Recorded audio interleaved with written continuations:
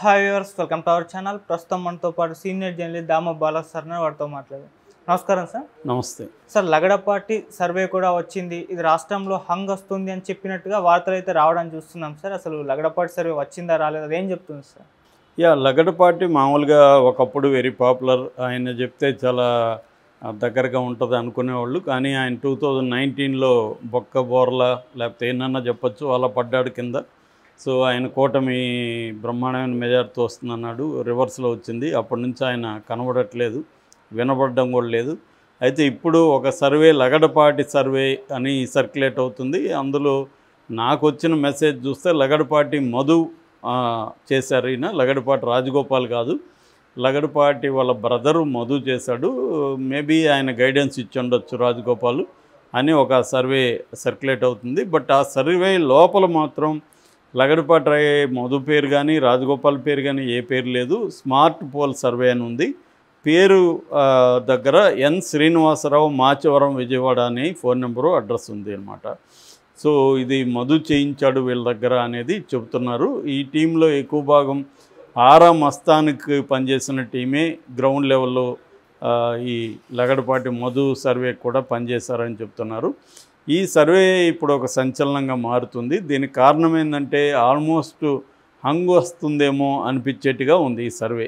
అంటే అసలు ఈ సర్వే ఏం చెప్పిందో ముందు చెప్తాను. ఈ సర్వే వీళ్ళు ఏంటంటే 3 ఫేజెస్గా మేము సర్వే చేస్తాం.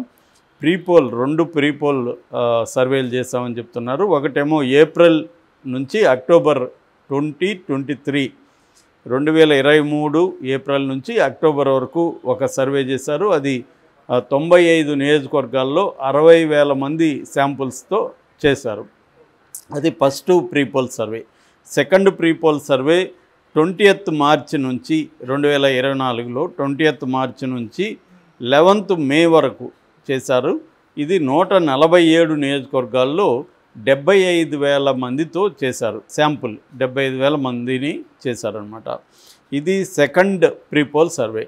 ఇక పోస్ట్ పోల్ సర్వే అది ఎప్పుడంటే 15th మే, ఎలక్షన్లో 13th జరిగితే వీళ్ళు 15th స్టార్ట్ చేశారు. 30th మే వరకు, అంటే మొన్నటి వరకు కూడా వాళ్ళు చేస్తూనే ఉన్నారు. అంటే 15 days చేశారు. ఇది 67 నియోజకవర్గాల్లో తీసుకున్నారు. 40,000 మందిని శాంపుల్గా దీంట్లో చేశారు. సో వీళ్ళు చెప్తున్న దాని ప్రకారం ఏంటంటే కూటమికి 93 సీట్లు వస్తాయి అనేది చెప్తున్నారు. +or-8 అక్కడ అది ఇప్పుడు ఫిట్టింగ్ పెట్టింది. +or-8 అంటే -8 అంటే ఎంత, 85కి పడిపోతుంది. అవును. సో 85కి పడిపోతే గవర్నమెంట్ ఫామ్ చేయలేదు కదా, ఎందుకంటే 88 ఉండాలి అక్కడ. So 88 magic number, government form చేసే పరిస్థితి రాదు. ఒకవేళ ప్లస్ అనుకుంటే 101 వస్తుంది. ఇది చెప్పింది. ఇటు వైసీపీకి ఏం చెప్పారంటే 82 +or-8 అంటే వీళ్ళకి ప్లస్ వచ్చింది అనుకున్నాం ఫర్ ఎగ్జాంపుల్, అప్పుడు 90 వస్తుంది. వీళ్ళు గవర్నమెంట్ ఫామ్ చేయొచ్చు 2 మెజార్టీతో. అంటే ఏంటి ఇక్కడ అర్థం, ఇంత టైట్గా ఉందనే కదా. ఒకవేళ ఈయన చెప్పింది అటు ఇటు కదిలి హంగ్ వచ్చే అవకాశం ఉందా అనేది చర్చ నడుస్తుంది. సో హంగ్ వచ్చి అంటే ఏ కాంగ్రెస్కో లేకపోతే ఇంకొకరికో ఒక 2-3 పోయి వీళ్ళకిద్దరికి అటు ఇటుగా 88 లోపల వచ్చాయనుకో, అప్పుడు పరిస్థితి ఏంది అనేది ఇప్పుడు చర్చ అనమాట. ఎందుకంటే ఆరా మస్తాన్ సర్వేలో కూడా ఈ ప్రాబ్లం ఉంది. ఆరా మస్తాన్ సర్వే కూడా ఏం చెప్తున్నాడు, 94 నుంచి 104 వరకు చెప్తున్నాడు వైసీపీకి. 5% ఎర్రర్ రేట్ అంటున్నాడు. మరి 5% ఎర్రర్ రేట్ అయినప్పుడు ఒక్కొక్కసారి తారుమారయ్యే అవకాశాలు లేదా? ఆయన అటు ఇటు కొద్దిగా ఏమన్నా జంప్ అయితే ఆయన దాంట్లో కూడా ఈ హంగ్ వ్యవహారం అయితే వచ్చే అవకాశం ఉంది. సో అంటే నిజంగానే సెపాలజిస్ట్ నైట్ మేర్ అంటారు. సెపాలజిస్ట్ నైట్ మేర్ అంటే కరెక్ట్గా చెప్పలేని పరిస్థితి కొన్నిసార్లు ఏర్పడుతుంది. దానికి కారణం ఏంటంటే టైట్ కాంటెస్ట్ ఉన్నప్పుడు పీపుల్ కూడా ఓపెన్గా చెప్పలేరు. ఇందాకే ఒక డిస్కషన్లో ఒక సీనియర్ జర్నలిస్టు ఆరా మస్తాన్ ఒక ప్రశ్న వేశాడు, మీ వాళ్ళు సర్వే చేయడానికి వెళ్ళినప్పుడు బైకుల్లో పోయి సర్వే చేస్తారా, కార్లలో పోయి సర్వే చేస్తారా, బస్సుల్లో పోయి సర్వే చేస్తారా, ఎందుకంటే అది కూడా ఇంపార్టెంటు, మీరు ఎవరు ఏందనే దాన్ని బట్టి కూడా అవతల వాళ్ళు మీకు చెప్తుంటారని. ఇలాంటివన్నీ ఉంటాయి కాబట్టి 5% ఎర్రర్ రేట్ వేశారు. సో బేసిక్గా ఏంటంటే మనం ఎవరిని అడుగుతున్నాము, అతను లేదా ఆమె చుట్టూ ఉన్నవాళ్ళు ఎవరు. ఇప్పుడు ఫర్ ఎగ్జాంపుల్ ఒక పర్సను తెలుగుదేశం కూటమి కేసు ఉండొచ్చు, చుట్టూ వైసీపీ వాళ్ళు ఉన్నప్పుడు వీళ్ళు అడిగామనుకో, ఆ పర్సన్ కూడా నేను వైసీపీకే వేసానని చెప్పేయచ్చు. ఇలాంటి అన్నీ కూడా ఉంటాయి. వీళ్ళందరికీ కూడా ఎక్స్పీరియన్స్తో ఇవన్నీ కూడా ఆలోచించుకొని వాళ్ళు చేస్తారు. బట్ అగైన్ ఇంత టైట్ వచ్చినప్పుడు హంగ్ వస్తుందా అన్న డౌట్ అయితే ఉంది. మామూలుగా అయితే ఆంధ్రప్రదేశ్ ప్రజలు ఇప్పటివరకు హంగ్ ఇవ్వలేదు, క్లియర్ మెజార్టీనే ఇచ్చారు. సో ఒకవేళ ఉన్న హంగ్ వస్తుందా అనేది చూడాలి. సరే, ఇది అసెంబ్లీకి సంబంధించి. వీళ్ళు పార్లమెంట్కి సంబంధించి ఏం చెప్పారంటే 9 వైసీపీకి 9 నుంచి 12 వస్తాయి, కూటమికి 13 నుంచి 16 వస్తాయి అనేది వీళ్ళు చెప్పారు పార్లమెంట్కి సంబంధించి. ఇక ఓటు షేర్ తీసుకుంటే కూటమికి 49.5% వస్తుంది కూటమికి ఓట్ షేరు, ఇటు వైసీపీకి 48.1%, అంటే 1.4% డిఫరెన్స్ అనమాట. సో 1.4% డిఫరెన్స్ అంటే అర్థమే టైట్ అనే కదా.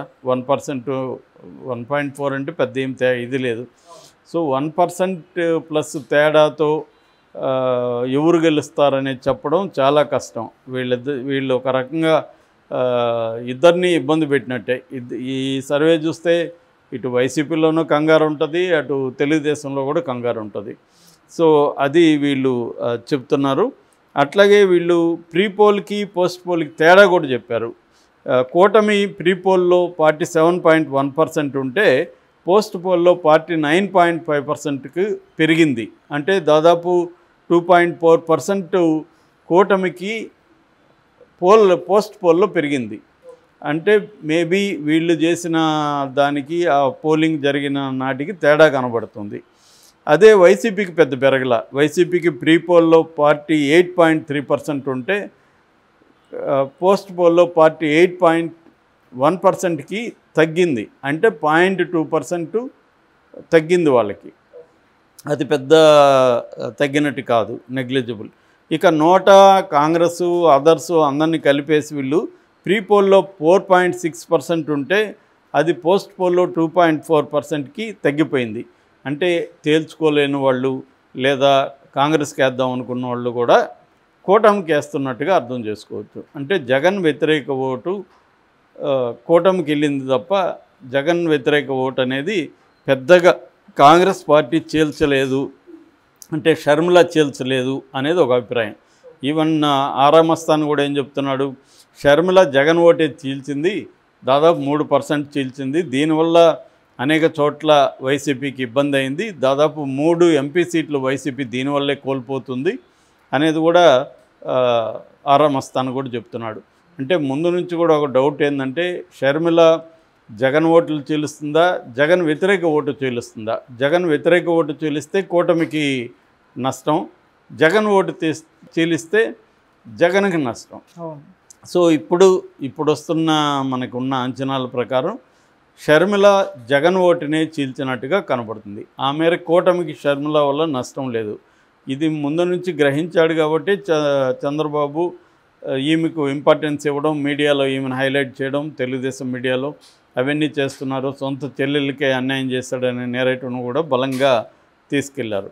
సో ఈ విధంగా వీళ్ళు చెప్పారు ఈ సర్వే.